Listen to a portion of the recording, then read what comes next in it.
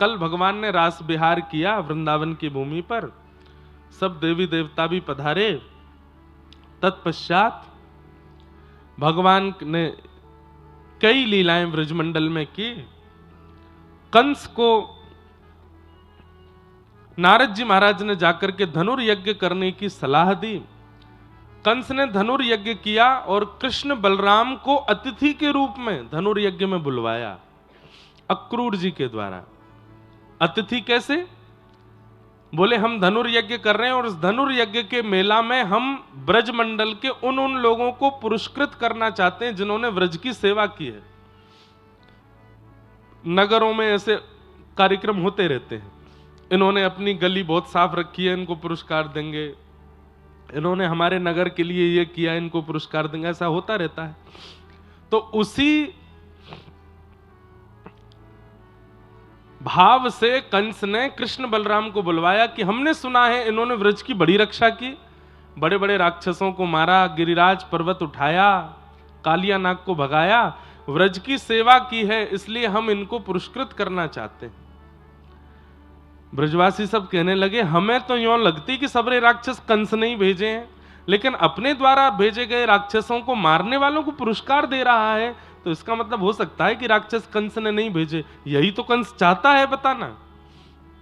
स्वयं राक्षस भेजने के बाद राक्षस मारने वालों को पुरस्कार देकर के वो सबके मन में ये भाव प्रकट करवाना चाहता है कि मैंने राक्षस नहीं भेजे थे, नहीं तो मैं पुरस्कार क्यों दूंगा। तो लोगों के मन में संशय आ गया कि कंस अच्छा है, भला है कि बुरा है, ये पुरस्कार क्यों दे रहा है। पर कई बुद्धिजीवी समझ भी रहे थे कि भाई ये सब कंस की चाल है, हम सबके मन में अच्छी छवि बनाने के लिए। हम लाला को नहीं भेजेंगे, हमारा लाला नहीं जाएगा। जब सबने मना कर दिया तो ठाकुर जी ने मन पर पत्थर रखा। जाना तो ठाकुर जी भी नहीं चाहते, लेकिन ठाकुर जी ने विचार किया अगर मैं व्रजमंडल से नहीं गया तो आगे की लीला कैसे होगी। हृदय पर पत्थर रख के ठाकुर जी ने यशोदा मैया से कह दिया, मैया दुनिया के बालकों को पुरस्कार मिलते हैं, दुनिया के बालकों को उपहार मिलते हैं, लेकिन आज जब मुझे उपहार मिलने की बारी आई तो आप सब मना कर रहे हो। मैं भी जाऊंगा मथुरा, मैं लेके आऊंगा पुरस्कार। अरे मैं केवल उखल में बंधवे के काजे रखो है का, मोए गारी देवे के काज, मोए मारवे के काज, मोए छड़ी दिखावे के काज रखो है। आज जब इतने दिना बाद मुझको पुरस्कार मिलने वाला हो तो सब एक लंगते मना कर रहे हैं कि नहीं जाएगा लाला, मैं तो जाऊंगा। तो सब ब्रजवासियों को पीड़ा हुई कि नहीं, लाला को ऐसा लग रहा है कि हम उसको पुरस्कार नहीं दिलवाना चाहते, पर वास्तविकता तो यह है कि कंस पर हमें भरोसा नहीं है। नहीं लाला तू निश्चित जा, लेकिन कब आएगा? बोले मैं परसों आ जाऊंगा। और श्री ठाकुर जी निकल गए वृंदावन से। है तो बहुत करुण प्रसंग है। व्रजमंडल से निकल रहे हैं ठाकुर जी, सब ब्रजवासी एक तरफ से बैठे हैं। जैसे इतनी संख्या में आप लोग बैठे हैं, इससे भी 10 गुना ज्यादा संख्या में ब्रजवासी नंद भवन के बाहर बैठे हैं और सब ठाकुर जी को करुण नेत्रों से देख रहे हैं कि लाला तू हमें छोड़ के मत जावे। पता नहीं क्यों ब्रजवासियों को अंदर से ऐसी आवाज आ रही है कि कहीं कोई अनहोनी ना हो जाए, कहीं ऐसा नहीं हो कि लाला अब जावे और कभी लौट के नहीं आवे। सब ठाकुर जी को स्पर्श कर रहे हैं, हाथ पकड़ रहे हैं, वस्त्र पकड़ते हैं, लेकिन बोलते कुछ नहीं है। क्यों? कहीं हमने रोकने का प्रयास किया तो लाला यूं नहीं सोचे कि हम पुरस्कार लेने से रोक रहे हैं। बस कई बार ऐसा होता है ना कि व्यक्ति शब्द प्रकट नहीं करता, लेकिन अपने चेहरे के आव भाव से सामने वाले को समझाने का प्रयास करता है कि मैं नहीं चाहता कि तुम जाओ। प्रेमी घर में जब होते हैं ना, वो प्रेमी बोलते नहीं है, वो प्रेमी केवल मुख की आकृति ऐसी बना लेते हैं कि सामने वाला उस आकृति को देख के समझ जाए कि हम क्या कहना चाह रहे हैं। आज ब्रजवासियों की वही हाल है, आंखें लाल पड़ी हैं, मोटे मोटे अश्रुबिंद यहां रखे हैं, निकल नहीं रहे हैं, और मुखमंडल पर प्रसन्नता है, पर यहां का ऊपर का जो भाव है वो अत्यंत अत्यंत करुणा में भरा पड़ा है। और सब मानो बिन बोले बोल रहे हैं कि कन्हैया हमें छोड़ के मत जावे। बिना बोले ठाकुर जी सबके पास जाते हैं। अरे तू ऐसे काहे को हीरो है, मैं परसों आ जाऊंगा। अरे मथुरा कोई दूर थोड़ी है, 6 किलोमीटर है, अभी जाऊंगा, परसों तक तो आ जाऊंगा।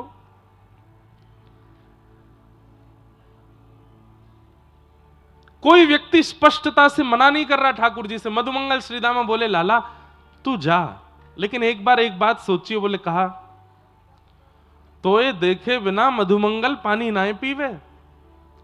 वो सुबह उठते ही तेरे घर आवे और घर आके जब तो को देख लेना वाके बाद पानी पीवे, जलपान करे। तू चलो जाएगो, परसों तक बेचारो कैसे जीवेगो। हम तो को रोक नहीं रहे लाला, बस मैं यो कह रहा हूं मधुमंगल कहां खावेगो, कहां पीवेगो, कहां जलपान करेगो, तू चलोगो तो।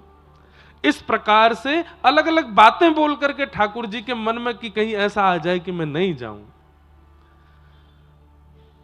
2-3 बार तो ठाकुर जी मान गए कि मैं नहीं जा रहा, लेकिन तभी दूर वृक्ष के पीछे दिखाई दिए नारद जी खड़े हैं। और नारद जी खड़े होकर के इशारा कर रहे हैं। बोले नहीं नाथ, अब अगर व्रज में रुके तो फिर सर्वदा के लिए रुकना पड़ेगा, आपको व्रज से बाहर जाना पड़ेगा।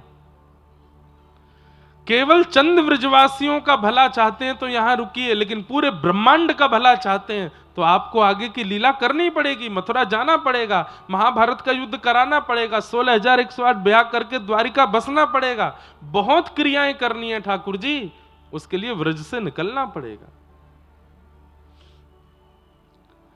एक बार तो ठाकुर जी ने नारद जी से एक बात कह दी। बोले क्या नारद, क्या मेरी पदवी पे कोई और नहीं बैठ सकता?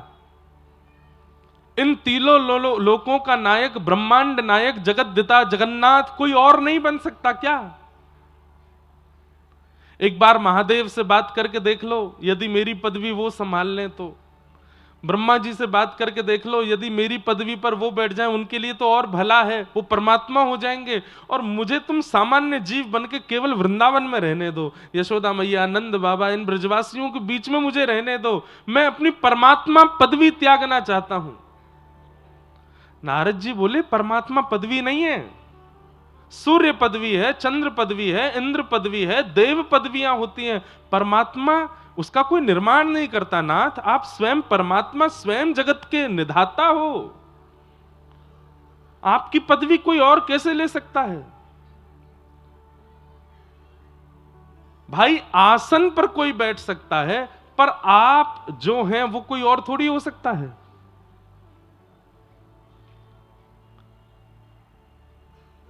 श्री कृष्ण परमात्मा की पदवी नहीं है, श्री कृष्ण ही परमात्मा है, उस पर कोई और कैसे आ सकता है नाथ?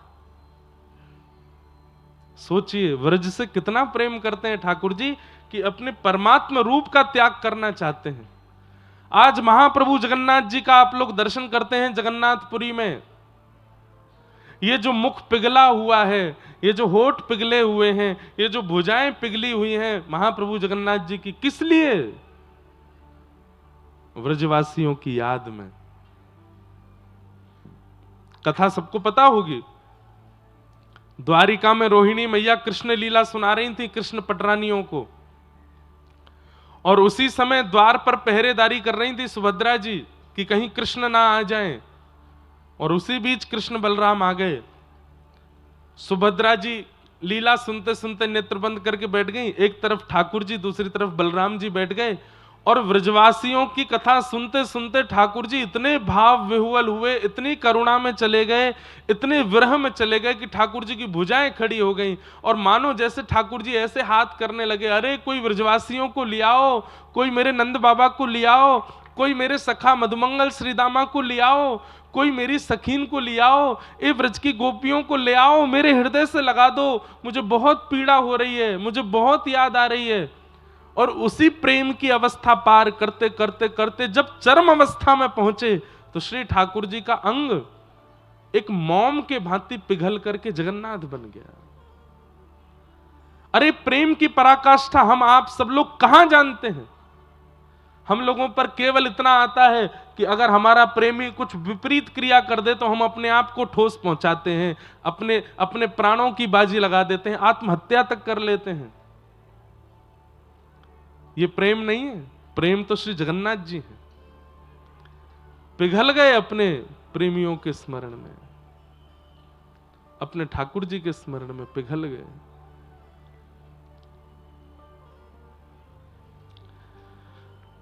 व्रजमंडल से ठाकुर जी रथ में बैठ करके मथुरा प्रस्थान कर गए। सब लोग इधर देखो, ध्यान से कथा सुनो। बहुत बहुत एक एक व्यक्ति का यहां पर स्वभाव व्यवहार बताया गया, पर उसके विस्तार में नहीं जाऊंगा, वैसे भी आज जाने का दिन है। मथुरा पहुंचे ठाकुर जी। मथुरा जाकर के कुबलिया पीड़ हाथी का उद्धार किया। तत्पश्चात कुब्जा का उद्धार किया, दर्जी का उद्धार किया, माली का उद्धार किया। एक धनुष रखा था, यह शिव धनुष है, और यह धनुष कंस को देते हुए महादेव ने कहा था, नारायण के सिवाय इसको कोई तोड़ेगा नहीं, और जो तोड़ेगा वो तुझे छोड़ेगा नहीं। जब तक यह धनुष है तब तक तू जीवित है। ठाकुर जी ने जैसे ही प्रवेश किया मथुरा नगरी में, मल्लानाम मशनिर्णिनाम नरवर स्त्रीणाम स्मरो मूर्तिमान, गोपानाम स्वजनो सताम क्षितिभुजाम, शास्त्रा सुपित्रो शिशु मृत्युर्भुजपतिर्विराट विदुषाम, तत्वं परम योगिनाम वृष्णीनाम परदेवतेत विदितो रंगम गतः साग्रजः।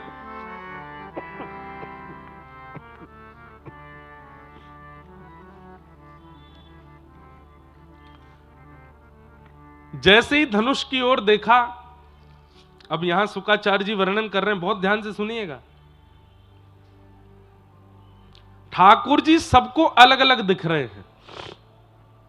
मल्लानाम मशनिर्णिनाम नरवर स्त्रीणाम स्मरो मूर्तिमान, बड़े बड़े पहलवानों को ठाकुर जी लग रहे हैं कि ये भी कोई अखाड़े का पहलवान है, जबकि ठाकुर जी 11 वर्ष 56 दिन के हैं बस। लेकिन बड़े बड़े पहलवानों को भी ऐसा लग रहा है कि ये पहलवान ही हैं।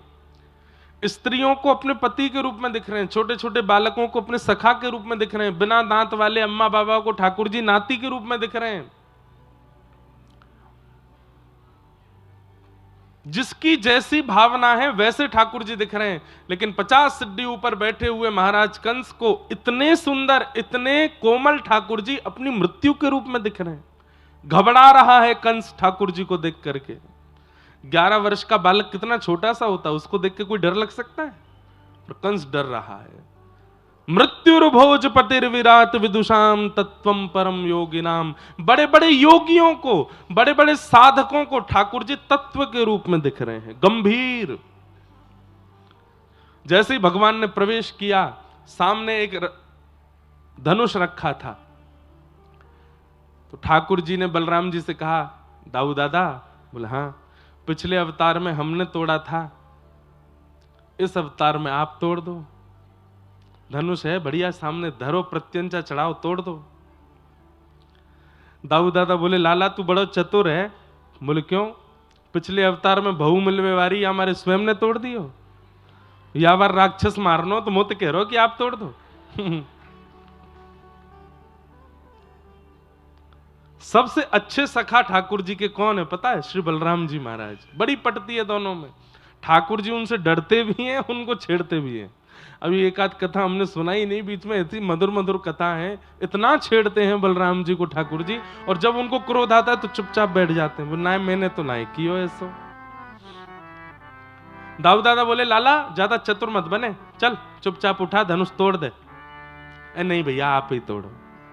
धीमे से बलराम जी कान के पास गए, बोले बहुत दिन है गए लाला, वंशी में ही देखो है, आज इच्छा है रही है एक बार धनुष उठा करके नेक एक बार वही रूप दिखा दे। राजीव नेत्रम रघुवंशनाथम कारुण्य रूपम करुणाकरंतम। आज एक बार राघव बन जा। जैसे ही धनुष पर हाथ रख करके जैसे ही उठाने लगे श्री कृष्ण, एक क्षण के लिए मानो बलराम जी भूल गए कि मैं बड़ा भाई हूं। तुरंत घुटनों पर बैठ गए, हाथ जोड़ करके लखन लाल जी के रूप में आ गए, श्री चरणों में प्रणाम करने लगे। जय हो मेरे रघुनंदन श्री राम की जय हो। वही छवि है, वही छटा है, वही अदा है। अरे धनुष उठाने का भी तरीका बदला नहीं है। जैसे जनक जी की सभा में उठाया था वैसे ही ठाकुर जी ने वह उठाया, वैसे ही नेत्र ऊपर किए हैं। अरे कहां तक कहें, आज पोशाक भी वैसे ही पहनी है ठाकुर जी ने जैसी जनक जी की सभा में पहन के गए थे। अपने जन के कारण कृष्ण भय रघुनाथ। आज बाल कृष्ण प्रभु राघव बन गए। दोनों के रूप में अंतर थोड़ा ही है। आंखों की पलकों के बाल भी वही है जो त्रेता में था, बिल्कुल अंतर नहीं है। वही राम कृष्ण बन के आए। उठा करके जैसे ही प्रत्यंचा चढ़ाई, एक बार दो बार और तीसरी बार पकड़ करके जैसे ही खींचा, बीच से धनुष भंजन हुआ। आकाश में बादल गरजना करने लगे, पृथ्वी डामाडोल होने लगी, समुद्र में उफान भरने लगे। यमुना जी की नदी में मानो जैसे समुद्र जैसी लहरें प्रकट होने लगी। कंस का सिंहासन हिलने लगा। क्या हुआ? किसी ने कहा धनुष टूट गया। कंस तो हृदय पे हाथ धर के बैठो, अब नहीं बचूंगा मैं, अब तो मेरे प्राण ले ही लेगा। ठाकुर जी भीतर प्रवेश किए। बड़े बड़े मल्ल खड़े थे वहां पर। एक एक मुष्टिक प्रहार में उन मल्लों का वध कर दिया।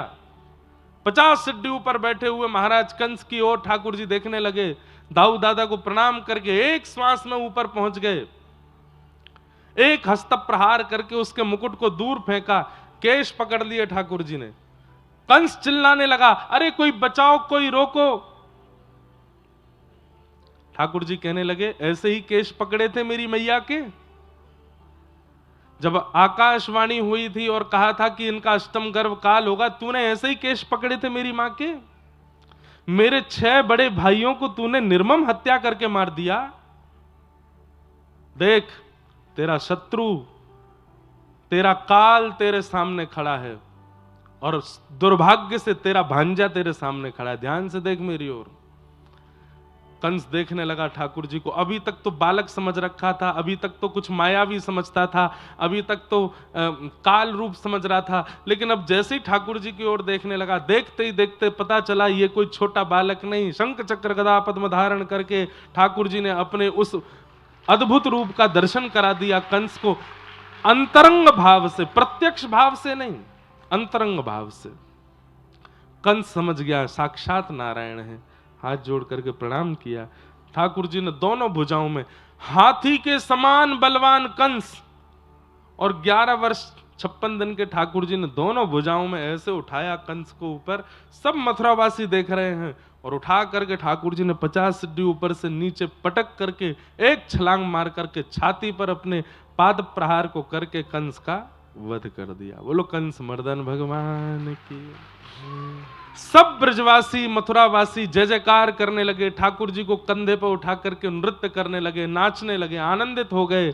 जय हो बाल कृष्ण लाल की जय हो, देवकी नंदन लाल की जय हो। कंस का वध किया। ठाकुर जी ने तुरंत कहा मेरी मां कहां है। कारागृह में लेकर के गए। एक आध घंटे का ठाकुर जी को देखा था देवकी मैया ने। जन्म लेने के बाद आधा एक घंटा रुके होंगे ठाकुर जी। उसके बाद 11 वर्ष 56 दिन के होकर के ठाकुर जी लौटे हैं वापस मथुरा।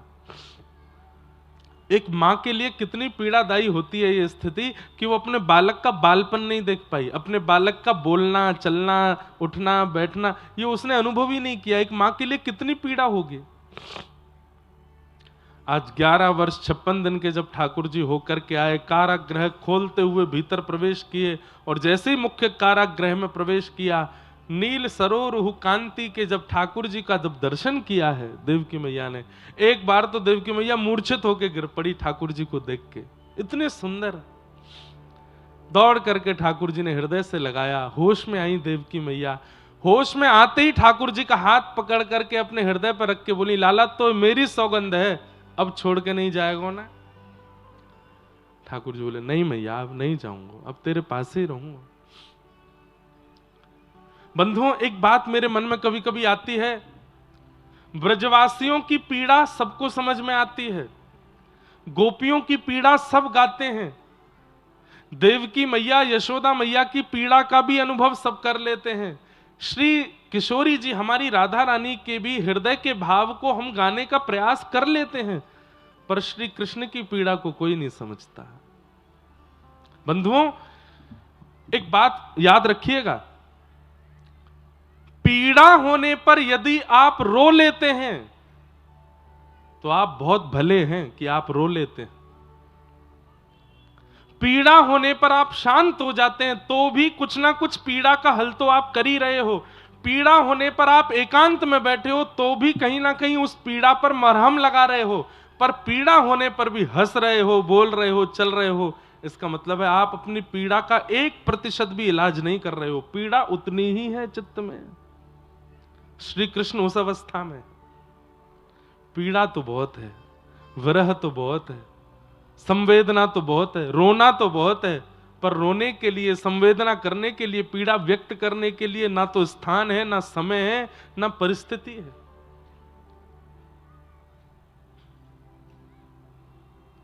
वृंदावन के श्री कृष्ण सदैव त्रिभंगी बनकर के खड़े होते हैं, त्रिभंग लली ऐसे खड़े होते हैं, दोनों भुजाएं टेढ़ी करके खड़े होते हैं। क्यों? क्योंकि पता है कि अगर लड़खड़ाया तो या तो श्रीदामा आ जाएगा, या मधुमंगल आ जाएगा, या ललिता जी, विशाखा जी मुझे संभालने के लिए आ जाएंगी। वृंदावन से जाने के बाद ठाकुर जी सीधे ही खड़े होते हैं, क्योंकि पता है अब कोई नहीं आएगा। संभालने वाले, सहारा देने वाले तो सब रह गए वृंदावन में।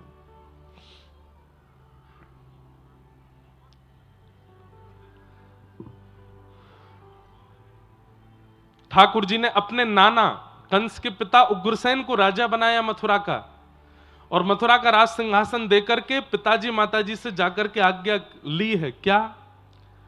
अब मुझे विद्यालय जाना है पढ़ने। मैं 11 वर्ष को है गो पिताजी, मैं आज तक विद्यालय नहीं गए, अब मुझको जानो है। तब श्री वसुदेव जी महाराज ने सांदीपनी उपाध्याय जी के यहां पर ठाकुर जी को पढ़ने के लिए, अध्यापन के लिए भेजा। कहां? अवंतिका, मध्य प्रदेश के उज्जैन में ठाकुर जी पढ़ने आए, और यहां सांदीपनी विद्यालय में ठाकुर जी ने अध्यापन किया, अध्ययन किया, और वहां अध्ययन करते समय ठाकुर जी को सुदामा नाम के मित्र की प्राप्ति हुई। कुछ वर्ष तक गुरुदेव के यहां अध्ययन करने के बाद ठाकुर जी वापस लौट करके मथुरा गए। ऐसा भव्य दिव्य स्वागत हुआ ठाकुर जी का मथुरा में, लेकिन अब ठाकुर जी शांत रहने लगे हैं। अब वो चंचलता, अब वो चपलता, अब वो थोड़ा जो स्वभाव ठाकुर जी का ऊधम वाला था, अब वो बहुत शांत हो गया है जब से ब्रज से आए हैं। मथुरा में ठाकुर जी पहुंचे। वृंदावन में ठाकुर जी का नाम है कृष्ण, गोविंद, गोपाल, मदन मोहन, कन्हैया, कनुआ, लेकिन अब ठाकुर जी का नाम क्या हो गया? गौ ब्राह्मण प्रतिपालक मधुराधिपति देव की नंदन वसुदेव नंदन श्री कृष्ण चंद्र महाराज की जय। और ये नाम ठाकुर जी को इतना बुरा लगता है, कान पकड़ के ठाकुर जी बैठते हैं, बोले मुंह को भाई ना रहो। वो छोटे छोटे 3 अक्षर 2 अक्षर के नाम कहां हैं? बंधुओं, एक बात तो माननी पड़ेगी कि प्रेम विस्तार में नहीं होता, प्रेम सूक्ष्मता में होता है। जहां विस्तार करके प्रस्तुति की जा रही हो, समझ लीजिएगा कि ये कहीं ना कहीं आपको आकर्षित करने की योजना है, और जहां पर सामान्य सूक्ष्मता से कुछ प्रस्तुत किया जा रहा हो, समझ जाओ कि यही असली भाव है, यही मूल विषय है। शांति दूत बनकर के गए थे भगवान दुर्योधन के यहां पर, 56 भोग सजाए थे दुर्योधन ने ठाकुर जी को पवाने के लिए। क्यों? ताकि 56 भोग और इतनी व्यवस्था देख करके कृष्ण ये कह दें कि मैं कौरवों के पक्ष में रहूंगा। सब लोग इधर देखो, ध्यान से सुनो।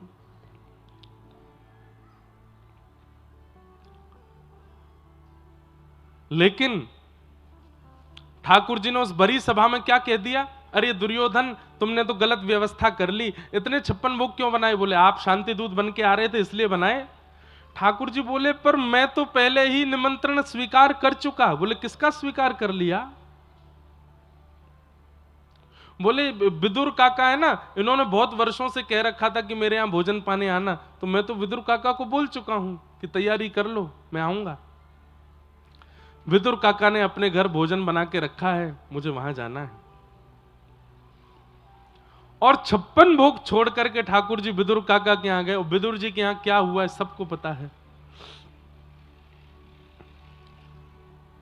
आज हरि आए विदुर घर पावना, आज हरि आए विदुर घर पावना, आज हरि आए विदुर घर पावना, आज हरि आए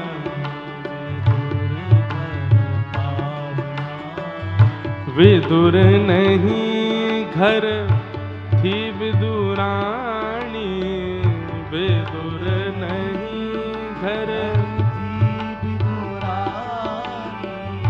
आवत देखे सारंग पानी, आवत देखे सारंग पानी, आज फूली नाही समावना, आज फूली ना ओ, आज हरि आए विदुर घर पावना, आज हरि आए विदुर नहीं घर थे विदुरानी, आवत देखे सारंग पानी, आज फूली नाही समावना। क्या किया, पाटा उल्टा बिछा दिया, छिलके खिलाए ठाकुर जी को, और ठाकुर जी नेत्रों में अश्रु भर के पा रहे हैं प्रेम से। इसका मतलब क्या है, विस्तार में प्रेम प्रस्तुत नहीं होता, विस्तार में कहीं ना कहीं स्वार्थ है, और वो स्वार्थ से आपको रिझाना चाहते हैं। सब लोग भैया इधर देख लो, ने का देर में हम चले जाएंगे, बस फिर उसके बाद इधर उधर खूब देखते रहना, नेक देख लो। कई बार हम कई जगह जाते हैं, लोग बुके देते हैं बड़े बड़े फूल, महाराज उनमें 100 फूल हैं, 150 फूल हैं, कई एक तो परसों तरसों माला पहनाई, मैं जैसे 2 आ जाए इतनी बड़ी माला, कहीं कुछ कहीं कुछ कहीं कुछ, इतना सब लोग सामग्री देते हैं। पर एक दिन हम कहीं जा रहे थे, एक छोटी सी बालिका वो आई, एक पॉलिथिन थी, एक रैपर जैसा था, उसको दिया मैंने कि क्या है इसमें, बोले मैंने टमाटर लगाया था कुछ दिन पहले, थोड़ा बड़ा हुआ तो मैंने सोचा आपको तोड़ के दे चलो। इतना सा टमाटर उसमें। अब इतनी बड़ी बड़ी प्रस्तुत करने वाली वस्तु वो आपको आकर्षित करने के लिए होती हैं, वो आपके प्रति कहीं ना कहीं, बुरा नहीं मानिएगा बुक्के देने वाले जो दे चुके अब तक, वो स्वार्थ के लिए होती हैं कि देखो हमने दिया तो महाराज जी इससे रीझेंगे। परंतु वो टमाटर देवे वाली लाली वो हमेशा याद रहेगी, छोटा सा टमाटर, बोले मैंने लगाया था अपने हाथ से, उसमें से हम सोच रहे थे सब ला रहे हैं, हम क्या लेके जाएं, तो अपने हाथ का लगे टमाटर निकल ही आया, तो वो लेके आए। मैंने कहा वाह बहुत बढ़िया। तो प्रेम करने वाला विस्तृत नहीं, सूक्ष्मता प्रदान करता है। हाँ, इसका मतलब ये नहीं है कि भाई तुम्हारे पास में खूब संपत्ति है, खूब वैभव है, खूब, तो भी तुम यूं सोचो कि नहीं नहीं महाराज जी बोल रहे थे विस्तार में प्रेम नहीं, तो फिर उसको सूक्ष्म ही दो, एक ही रोटी खा लो महाराज जी। आप ही कह रहे थे ज्यादा खिलाएंगे तो आप सोचोगे कि भाई विस्तार में प्रेम नहीं होता। सामर्थ्य भी होती है।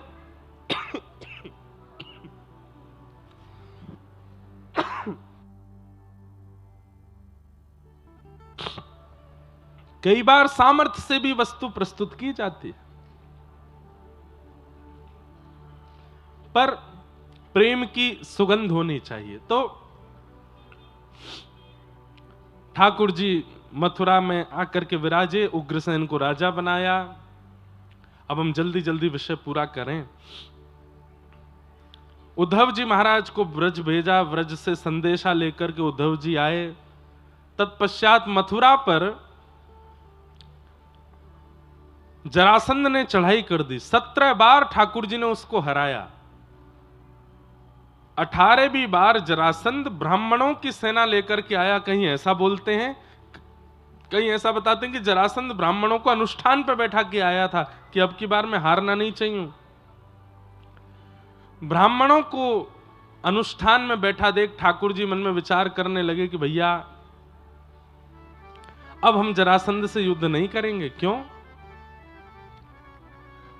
क्योंकि गौ ब्राह्मण संत वैष्णवों के लिए ही तो मैं आया हूं। अब उन अनुष्ठान करने वाले ब्राह्मणों का अनुष्ठान विफल हो जाएगा यदि मैंने हराया तो 18वीं बार ठाकुर जी रण में युद्ध करते करते करते करते दाऊ दादा का हाथ पकड़े, विश्वकर्मा को आज्ञा की एक नई नगरी बना दो और मथुरा वासियों को वहीं पहुंचा दो। रात रात में विश्वकर्मा ने नई नगरी द्वारिका बना दी, मथुरा वासियों को वहां पहुंचा दिया। प्रातःकाल ठाकुर जी युद्ध करते करते अचानक से हाथ पकड़ करके रण से भाग गए। जरासंध बोला, ए भगोड़े कहां जाता है? ए रण छोड़ करके कहां जा रहा है? कहां जा रहा? ठाकुर जी बोले, भैया तू जीत गो, मैं हार गो, मैं जा रहा हूं। और रण छोड़ करके ठाकुर जी भागे। पूरे विश्व में यही प्रचार हो गया। बोले ठाकुर जी क्या है? बोले रण छोड़ रहा है। बोलो रण छोड़ रहा है भगवान की। ठाकुर जी का नाम रणछोड़ पड़ गया। अब रणछोड़ एक प्रकार से तो अपमान है ठाकुर जी का, पर अपने ऊपर लगे हुए अपमानजनक शब्दों का ठाकुर जी तुरंत उत्तर नहीं देते, कुछ दिन बाद देते हैं। बंधुओं एक बात सदैव याद रखना, यदि वे वजह लोग आपके ऊपर कलंक लगा रहे हैं उसी समय फड़फड़ाइए मत। थोड़ा धैर्य रखो, थोड़ी शांति रखो। अगर आप सत्य हो, अगर आप शुद्ध हो, सही समय की प्रतीक्षा करो। सही समय आने पर तनिक सा जवाब देना है बस, कि नहीं हमारे ऊपर जो आरोप प्रत्यारोप या जो आप लोगों ने आक्षेप लगाया वो ये है, वास्तविकता ये है। क्योंकि उसी समय यदि आप बोलने लगे तो ज्यादा लोग हावी हो जाएंगे आपके ऊपर। इसलिए कुछ समय शांति रखो, उसके बाद सही समय देख करके उत्तर दो। और ये क्वालिटी पता है हमने किसमें देखी? हमारे भारत के प्रधानमंत्री जी में एक क्वालिटी है। वो हम कोई उनका प्रचार नहीं कर रहा हूं, कर भी दें तो क्या बुराई है, भैया हमारे प्रधानमंत्री हैं। लेकिन उनका एक स्वभाव है कि चाहे दुनिया में कुछ हो जाए वो उस समय उत्तर नहीं देते, प्रतीक्षा करते। सही समय आने पर उत्तर भी देते हैं, करके भी दिखा देते हैं। और वही एक अच्छे व्यक्ति का कर्तव्य होता है। एक श्रेष्ठ व्यक्ति ऐसे ही जीवन जीता है। ठाकुर जी ने कोई उत्तर नहीं दिया। रण छोड़ रण छोड़ रण छोड़ रण छोड़ रण छोड़ कहने लगे ठाकुर जी को सब लोग। ठाकुर जी बोलन दो, हाँ है हम रण छोड़। माखन चोर बोल दिया, चित चोर बोल दिया, चीड़ चोर बोल दिया, अब रण छोड़ भी बोल दो, कौन सी बड़ी बात है। हमारा उद्देश्य नाम कमाना नहीं है या आपके द्वारा सम्मान या अपमान करवाना नहीं। मेरा उद्देश्य है धर्म की स्थापना, वो मैं करके जाऊंगा। सब रण छोड़ बोलने लगे। अरे विवाद होने लगा, बातें बनने लगी कि बताओ राजाओं के डर के मारे समुद्र के बीच में रहता है भगोड़ा। ठाकुर जी बोले बोल लो, हाँ रहते हैं हम समुद्र के बीच में। अरे हम आज से समुद्र के बीच में रहते हैं, हम नारायण स्वरूप में रंगनाथ बन करके कब कौन से युग से समुद्र के बीच में रहते हैं। समुद्र ही मेरा निलय है, यही मेरा घर है। लेकिन लोगों के बोलने से ठाकुर जी के भाव पर कोई प्रभाव नहीं पड़ा। ठाकुर जी प्रसन्न चित्त थे। तो रेवत राजा की पौत्री के साथ में श्री बलराम जी का विवाह हुआ। हमारे यहां महाराज जी व्रज में ऐसी भाव कहते हैं और एकाध पुराण में भी ऐसा वर्णन है कि द्वारिका नगरी जो ये सोने की है, ये सोने की मढ़वाई किसने है? बोले बलराम जी के विवाह में उनके ससुराल पक्ष ने पूरी नगरी को सोने का मढ़वा करके मानो जैसे विवाह के उपहार के रूप में सोने की नगरी प्रदान की श्री बलराम जी को। इसलिए श्री द्वारिका सोने की नगरी है, ऐसा बोलते हैं। अब आई छोटे भैया की बारी। कौंडन्यपुर के राजा भीष्मक, उनके 5 पुत्र हैं, एक पुत्री है, पुत्री का नाम रुक्मणी है। नारद जी महाराज ने, जो भागवत की कथा है, इतनी सुंदर कथा है कि नारद जी ने ही पूरी योजना बनाई विवाह की। कैसे? कौंडन्यपुर जाकर के ऐसी ऐसी कथा सुनाते। एक दिन रुक्मणी जी को नारद जी ने देखा तो नारद जी समझ गए, बोले ये हैं ठाकुर जी की गृहिणी, इनसे ब्याह होना चाहिए हमारे श्याम सुंदर का। बोले क्या करें? तो रुक्मणी जी के यहां जाकर के भगवान के रस की ही कथा सुनाते थे। ठाकुर जी की चाल ऐसी है, ठाकुर जी के नेत्र ऐसे हैं, ठाकुर जी की वंशी ऐसी है, ठाकुर जी के हाथ ऐसे हैं, ठाकुर जी का मुकुट ऐसा है, और कोई बात नहीं, केवल ठाकुर जी के श्रृंगार का ही वर्णन करते। तो रुक्मणी जी सुन सुन करके स्थिति रुक्मणी जी की ये हो गई, अब तो स्वप्न में भी कृष्ण दिखते हैं, चलते फिरते भी कृष्ण दिखते हैं, सरोवर में भी कृष्ण दिखते हैं, मोर में भी कृष्ण दिखते हैं। फिर अपने आप को समझाती हैं रुक्मणी जी, अरे तुम बार बार इनका चिंतन क्यों कर रही हो? पर नारद जी ने इतनी कथा सुना दी ठाकुर जी के रस की कि अब रुक्मणी जी के चित्त में और कुछ आता ही नहीं है। रुक्मणी जी ने मन से ठाकुर जी को पति मान लिया, पत्र लिख करके एक ब्राह्मण के द्वारा द्वारिका पहुंचवाया। द्वारिका में जैसे ही पत्र पहुंचा, ब्राह्मण ने जाकर के ठाकुर जी को दिखाया। श्रुत्वा गुणान भुवन सुंदर शृण्वतां ते निर्विश्य कर्ण विवरै हरतोंगतापम। हमारे एक आचार्य चरण कह रहे थे कि भगवान ने पूरा पत्र नहीं पढ़ा, केवल पहला श्लोक पढ़ा, और पहला श्लोक पढ़ते ही ठाकुर जी बोले, भैया ब्याह तो यही ते करूंगा मैं। क्यों? रुक्मणी जी ने पहले श्लोक में ऐसा क्या लिखा जिससे ठाकुर जी रीझ गए? तो कहते हैं, रुक्मणी जी कह रही है, श्रुत्वा गुणान भुवन सुंदर शृण्वतां ते, कि हे नाथ मैंने आपको देखा नहीं है, केवल आपको सुना है, और जब से सुना है तब से आपको अपने पति रूप में मान लिया है। तो ठाकुर जी बोले, भैया एक बात प्रमाणित हो गई। बोले क्या? ये जो भी कन्या हैं ये हमारी कथा सुनने में इनकी बड़ी रुचि है, और कथा सुनने में यदि रुचि है तो इसका मतलब है ये सर्वगुण संपन्न है। कथा यदि भाती है तो बाकी के जितने भी गुण लक्षण होने चाहिए वो सब इनके अंदर विद्यमान होंगे ही होंगे। इसलिए ठाकुर जी ने उनको, अब सोचो हम लोग भी तो कथा ही सुनते हैं, अगर कथा श्रवण में रुचि है तो ये नवदा भक्ति का पहला स्वरूप है। श्रवणम कीर्तनम विष्णु स्मरणम पाद सेवनम अर्चनम वंदनम दास्यम सख्य आत्मनिवेदनम। श्रवण भक्ति यदि चित्त में विराजमान है, इसका मतलब ठाकुर जी को प्रसन्न करने वाला विशेष गुण आपके पास है। रुक्मणी जी के पास ठाकुर जी वहां पहुंच गए कौंडनपुर। रुक्मणी जी देवी पूजा के लिए करने जा रही थी। भरी सभा में ठाकुर जी जैसे ही पहुंचे, सब ठाकुर जी के रूप को देखने में व्यस्त हो गए। रुक्मणी जी की रक्षा करना है ये भूल गए, और श्री ठाकुर जी को वहां से श्री रुक्मणी जी को ठाकुर जी वहां से अपहरण करके अपने साथ द्वारिका ले गए। बाद में वसुदेव जी ने रुक्मणी जी को वापस कौंडन्यपुर भेजा, और बारात की तैयारी करके ठाकुर जी बारात लेकर के कौंडन्यपुर आए, और वहां आकर के श्री ठाकुर जी का रुक्मणी जी के साथ में मंगल विवाह हुआ। बोलो रुक्मणी कल्याण महोत्सव की जय। श्री रुक्मणी कृष्ण विवाह महोत्सव की। भगवान का प्रथम विवाह रुक्मणी जी के साथ में हुआ, दूसरा विवाह ठाकुर जी का जाम्बती, तीसरा सत्यभामा, चौथा मित्रविंदा। इस प्रकार ठाकुर जी के अष्ट प्रमुख विवाह हुए। अब हम जल्दी जल्दी विषय कह रहे हैं। भौमासुर नाम का एक राक्षस था, उसने 16,100 राजकुमारियों को बंदी बना रखा था। भगवान ने वहां जाकर के उनको मुक्त करा करके उनसे भी विवाह किया। 16,108 ठाकुर जी के विवाह हुए। तत्पश्चात भगवान की मधुर लीला चल रही हैं। नारद जी भगवान की दिनचर्या का दर्शन करने आए, ग्रहचर्या का अनुभव किया। सूर्य ग्रहण का समय आया, भगवान द्वारिका वासियों को लेकर के कुरुक्षेत्र गए, और वहां पर 100 वर्ष बाद, 100 साल बाद ब्रजवासियों से ठाकुर जी मिले।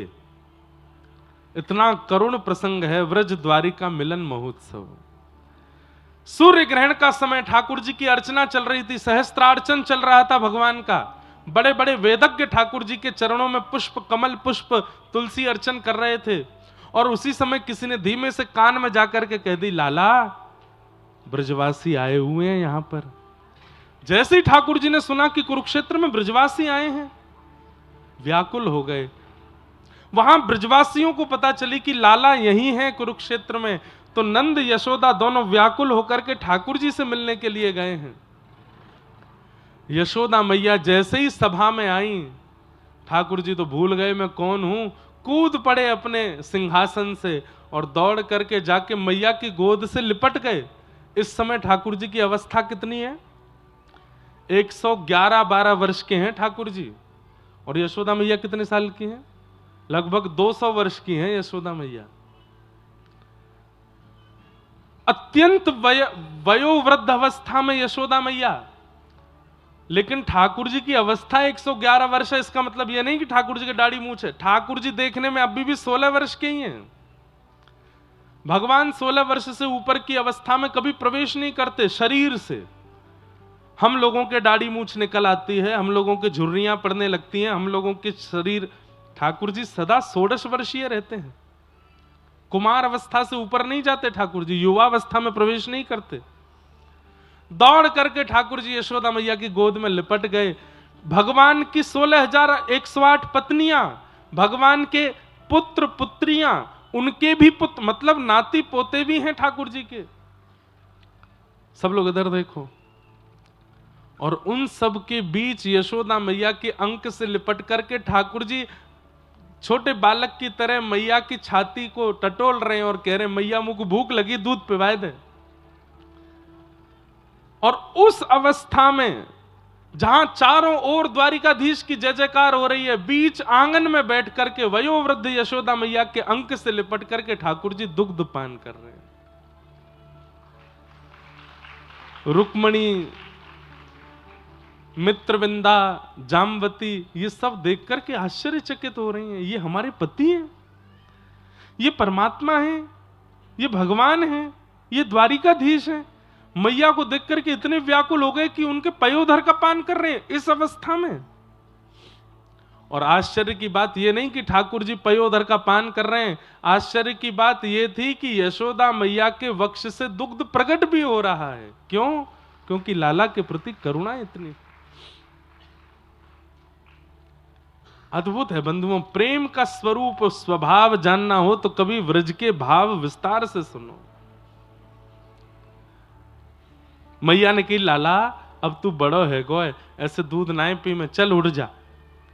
ठाकुर जी उठ के बैठ गए। भगवान ने एक एक पत्नी से मिलवाया यशोदा मैया को। ये मेरी पत्नी रुक्मणी, मित्रविंदा, जामवती आदि आदि सबसे मिलवाया।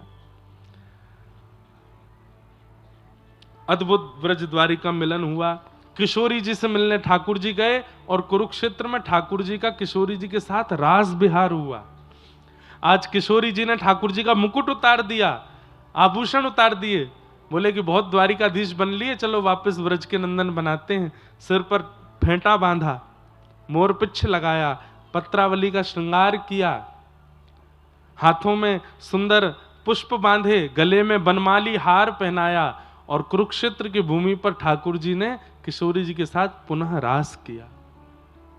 अद्भुत है व्रज के प्रसंग। व्रज द्वारिका मिलन, पुनः द्वारिका के लोग वापस द्वारिका आ गए। और एक प्रसंग और आता है, बहुत ध्यान से सुनिएगा। जब व्रज द्वारिका मिलन कुरुक्षेत्र में 100 वर्ष बाद हुआ, तब ब्रजवासी और द्वारिकावासियों की जब भेंट हुई तो ब्रजवासियों ने द्वारिकावासियों से कहा कि देखो अब लाला द्वारिकावासी है गए हो, आप लोगों के बीच में रह गो, लेकिन हमारी फिर भी प्रार्थना है कि एक बार हम श्याम सुंदर को एक बार व्रजमंडल ले जा सकें, आपकी आज्ञा हो तो। 100 वर्ष हो गए हैं। तब द्वारिका बोले, अरे श्याम सुंदर नहीं, हम भी चलेंगे, व्रज वृंदावन का दर्शन करके आएंगे। तब ब्रजवासियों ने पहली बार रथ का निर्माण किया और उस रथ में श्याम सुंदर बैठे हैं, वसुदेव देवकी बैठे हैं, नंद यशोदा बैठे हैं। सुंदर दिव्य रथ निर्माण किए। एक रथ बलराम जी का निर्माण हुआ, एक रथ सखियों का निर्माण हुआ जिसमें सुभद्रा जी बैठी हैं। और उस रथ को खींचते हुए ब्रजवासी और द्वारिकावासी वृंदावन लेकर के गए। उसी कथा का चिंतन हुआ जब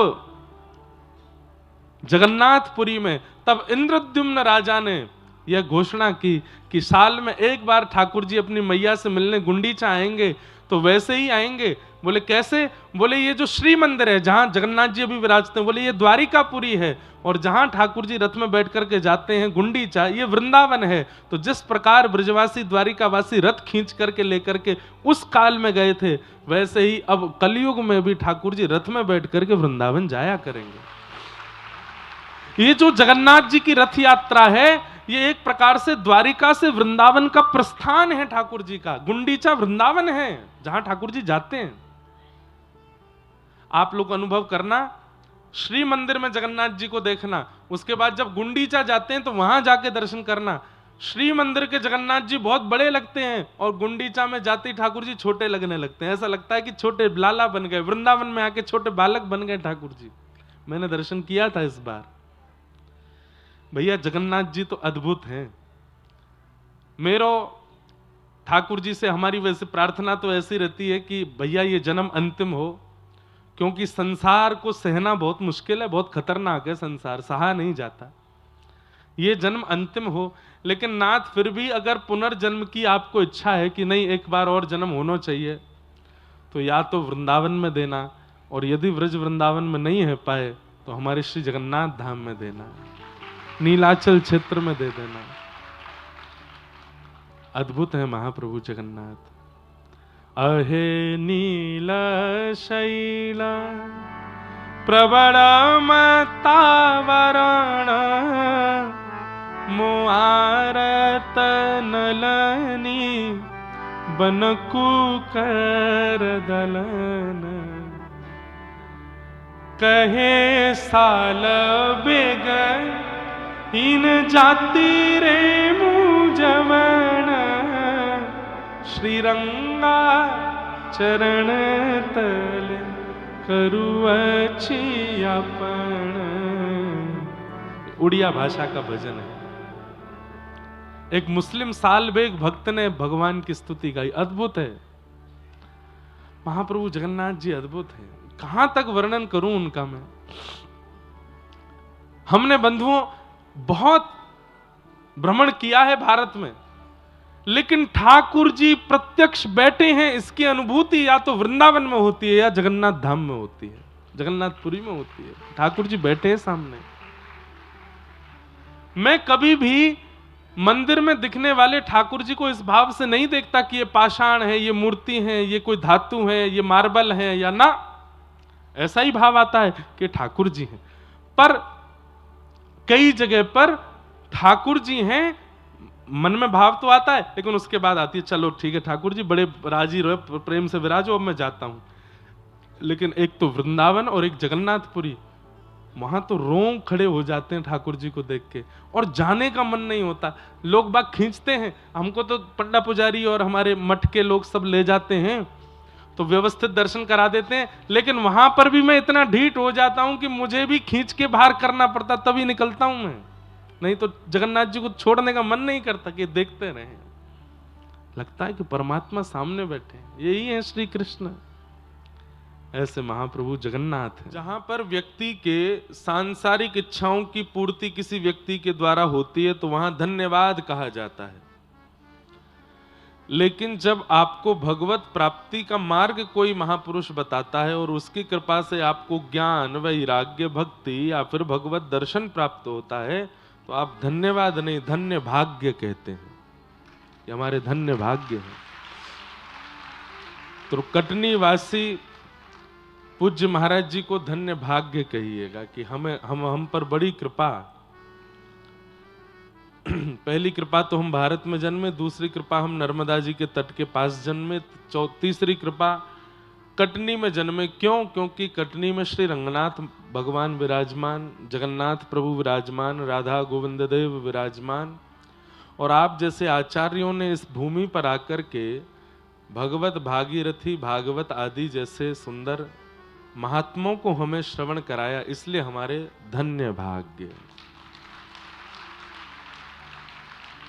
धन्य भाग्य।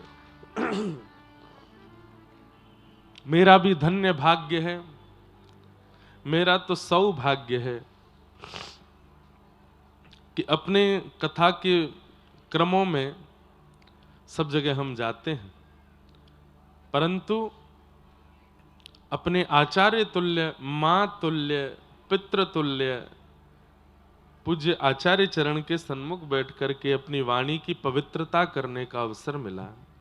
और जगह तो हम कथा सुनाते हैं, और जगह तो हम कथा कहते हैं, पर यहां हम अपनी वाणी का मार्जन करवाने आए, अपनी वाणी का शुद्धिकरण चित्त का शुद्धिकरण, और उस वाणी में और थोड़ी प्रामाणिकता आ जाए, इसलिए आचार्यों के सामने कथा कहते हैं। फोन की भी बैटरी डिस्चार्ज होती है, ऐसे हम वक्ताओं की भी बैटरी डिस्चार्ज हो जाती है कथा कहते कहते सब जगह। पर ऐसे आचार्य चरण जो हैं, ये हमारे चार्जर हैं। जब इनके पास आ जाते हैं तो फिर से हम चार्ज हो जाते हैं। अब आगामी कुछ सालों के लिए ऊर्जावान बने रहेंगे, चार्ज अप रहेंगे, ताकि सबके मध्य में जाकर के कुछ मधुर भाव सुना सकें। देह ने थोड़ा साथ हमारा कटनी के क्रम में थोड़ा कम दिया, लेकिन मन और बुद्धि ने बहुत साथ दिया, हृदय ने बहुत साथ दिया।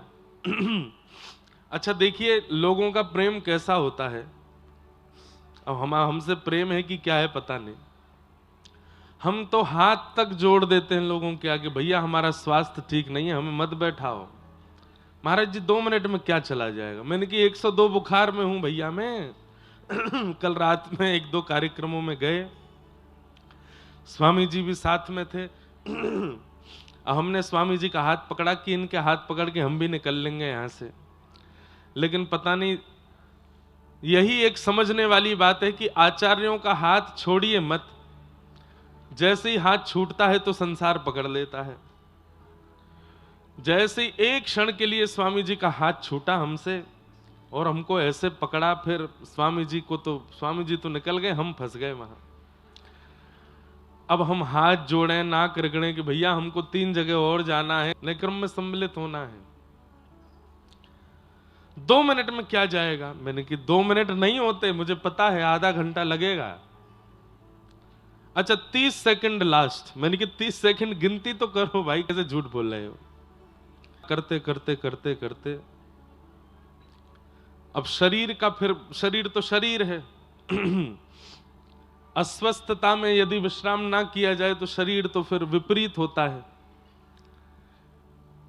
फिर कथा में क्या होता है कि 4 घंटा बैठना आसान है, पर उसकी जो पूरी प्रक्रिया है उसमें शरीर का ध्यान रखना बहुत जरूरी होता है।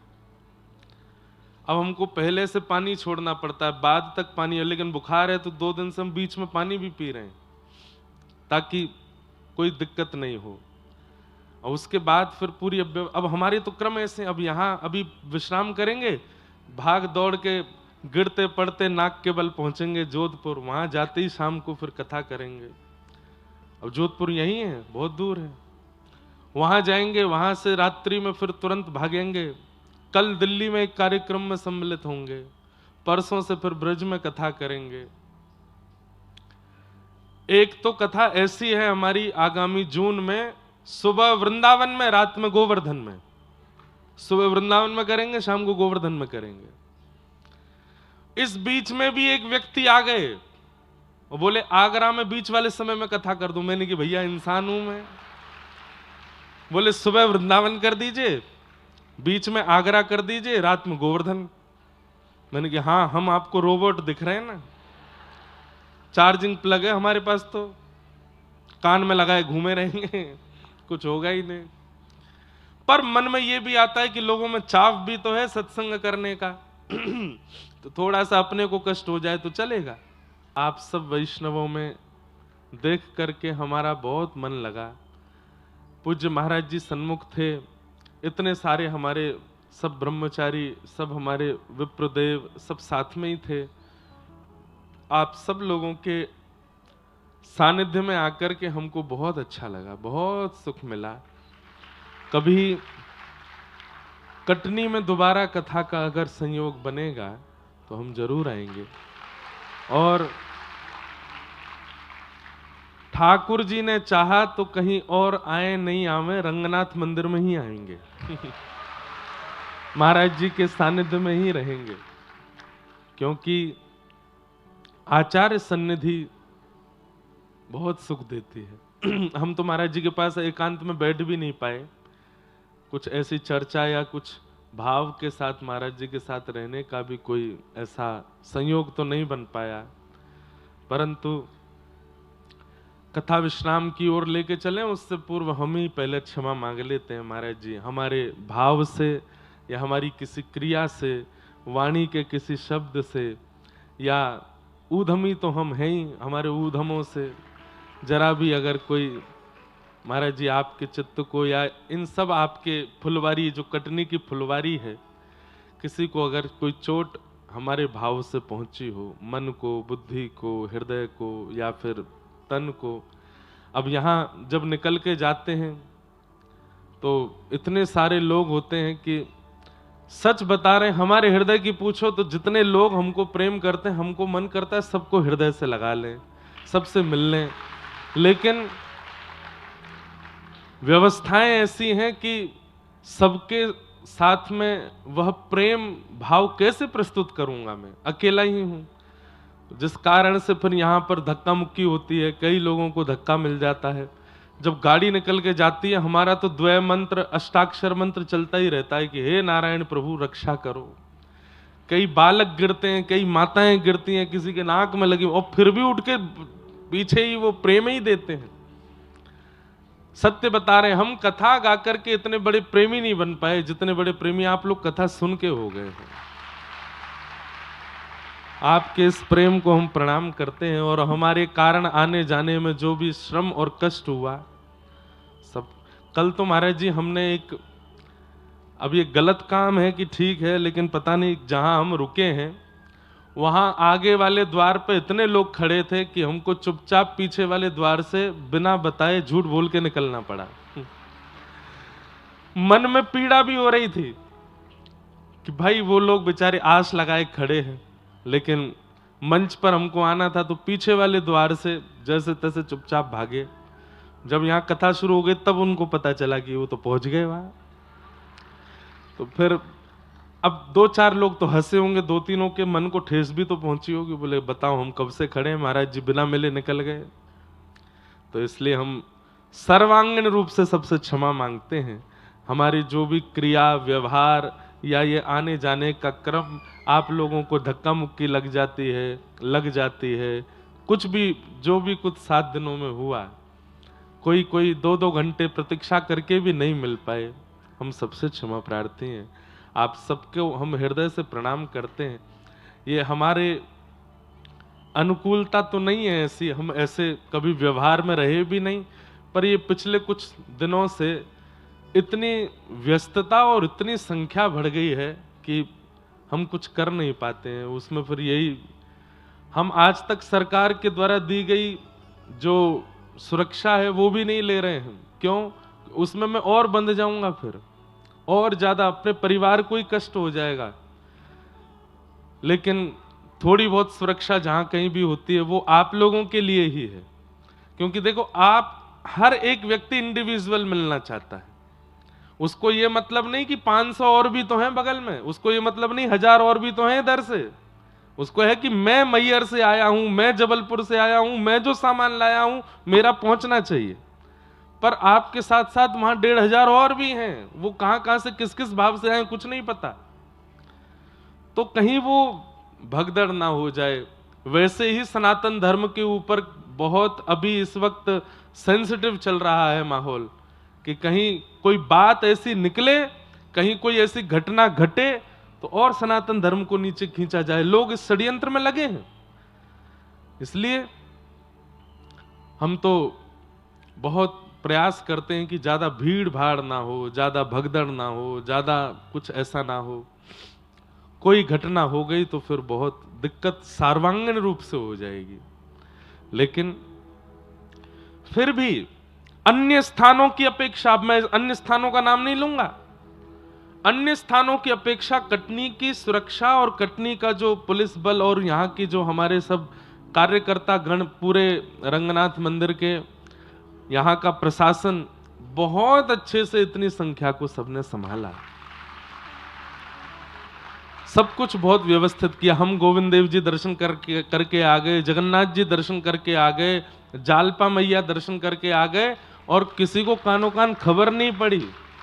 बस गए, धुआंधार गए, और महाराज यहाँ धुआंधार तो है ही है, यहाँ पे धुआंधार ही गए, दर्शन करके अब आप सोचिए 3-3 4-4 मंदिर में दर्शन करके वापस अपने निवास स्थान पर मुश्किल से मुश्किल 25 मिनट 30 मिनट में आ भी गया वापस।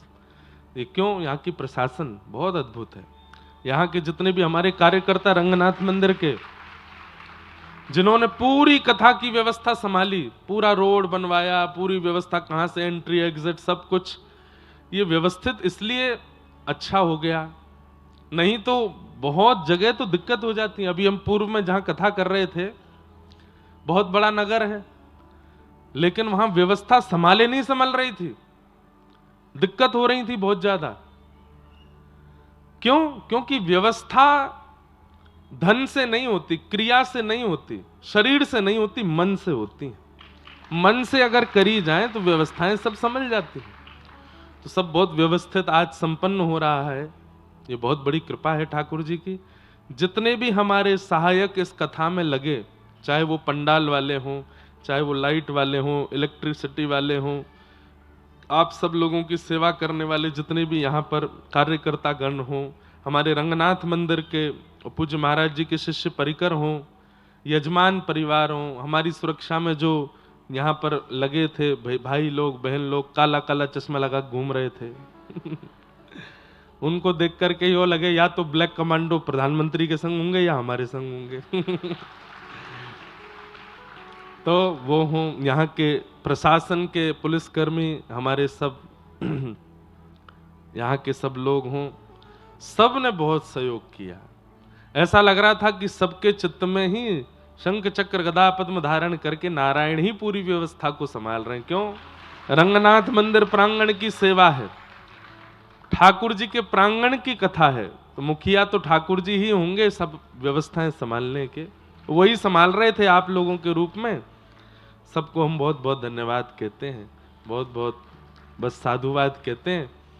कथा के विश्राम में इतना समय नहीं रहता कि धन्यवाद कह पाए, इसलिए हम पहले ही धन्यवाद ज्ञापन कर देते हैं, क्योंकि फिर तो धुआंधारी भागेंगे। तो इसलिए सबको बहुत बहुत धन्यवाद, बहुत बहुत साधुवाद। आप सब कटनी वासियों को, यहाँ विराजमान सब यजमान मनोरथी परिवार, हमारे सब विप्रदेव, सब ब्रह्मचारी गण, सब गंधर्वजन मंच पर विराजमान सब लोग, हमारे यहाँ के एडिशनल एसपी साहब और उनका पूरा परिवार, और सब हमारे मित्रगण, प्रशासन के सब लोग, सर्वांगीण रूप से सबको जय श्री कृष्ण। नेक जोड़ते बोलो जय श्री कृष्ण, जय सिया राम, जय श्रीमन नारायण, जय जगन्नाथ, जय जय श्री राधे। आप सबको बारंबार वंदन करते हैं और बस अब कथा को विश्राम की ओर ले चलते हैं। थोड़ी बहुत चर्चाएं जो विशेष हैं उनको कहते हुए कथा के बीच में नहीं बोलते, बैठ जाओ भैया, लिखवा के भिजवा दो मंच पर। हाँ, अभी बैठो। कथा के मध्य में व्यास जी की अनुमति के बिना बोलना मना है, पर कितने लोग बोलते हैं देखो। इसलिए अब कथा के जो कुछ विशेष भाव हैं, कथा तो बहुत है अभी, पर उन विशेष भावों को स्पर्श करते हुए चलते हैं। महाराज जी, हमने 2024 में नासिक में श्री गोदावरी जी के तट पर 1 महीना की कथा करी, 30 दिन, और 1 महीना में भी कथा प्रहलाद चरित्र तक पहुंच पाई। उस कथा में इतना सुख मिला, इतना विस्तार से एक एक भाव बोल पाते थे कि इतना अच्छा लगता था। अब इस वर्ष वहां पुनः 1 महीना की कथा है प्रहलाद चरित्र से आगे की, तो हमें तो लगता है कि सप्ताह कथा तो प्रवचन ही होता है, यहां तो केवल मुख्य मुख्य कुछ सुमेरु सुना दिए जाते हैं। बाकी श्रीमद् भागवत की कथा तो व्यक्ति अगर 100 वर्ष भी करे, जीवन भर भी करे, तो भी पूरी नहीं हो पाएगी। इतनी विस्तृत भागवत की कथा है, इतने अद्भुत अद्भुत भाव है। अब कई लोग कहते हैं कि आपको विस्तार करने की क्या आवश्यकता है, कीर्तन मत गाओ, भजन मत गाओ, बीच बीच में जो भक्तमाल की कथाएं सुनाते हो, कभी रैदास जी का चरित्र सुनाते हो, माधवदास जी का चरित्र सुनाते हो, मीराबाई सूरदास के ये सब मत कहो। कथा हो जाएगी 7 दिन में पूरी, हो तो जाएगी, लेकिन सुनने वाले के चित्त में वह भाव, वह हम कोई कथा पूरी करने नहीं आए हैं, कथा पूरी करने के लिए व्यास मंच पर नहीं आएगी, पूरी कथा करके हमको जाना है। जितनी करके जाएं उतनी श्रोता के चित्त में कृष्ण प्रेम को बढ़ाने वाली हो, यह विशेषता होनी चाहिए। अगर अब एक भाव हम मंच से कह रहे हैं, उसकी पुष्टि अगर सूरदास जी के प्रसंग को सुनाने से होती है, किसी पद को गा देने से होती है, तो हमें करना चाहिए, क्योंकि हमारा उद्देश्य कथा को विश्राम करना नहीं है। जितनी कथा हम सुना रहे हैं उतनी श्रोता के चित्त में कुछ परिवर्तन लावे, इस उद्देश्य से यहां बैठे। तो उसमें सहायक यदि कीर्तन बन रहा है, भजन बन रहा है, कोई प्रसंग बन रहा है, कोई भक्त चरित्र बन रहा है, तो वो कहना चाहिए। पर उसके चक्कर में कई कथाएं छूट जाती हैं।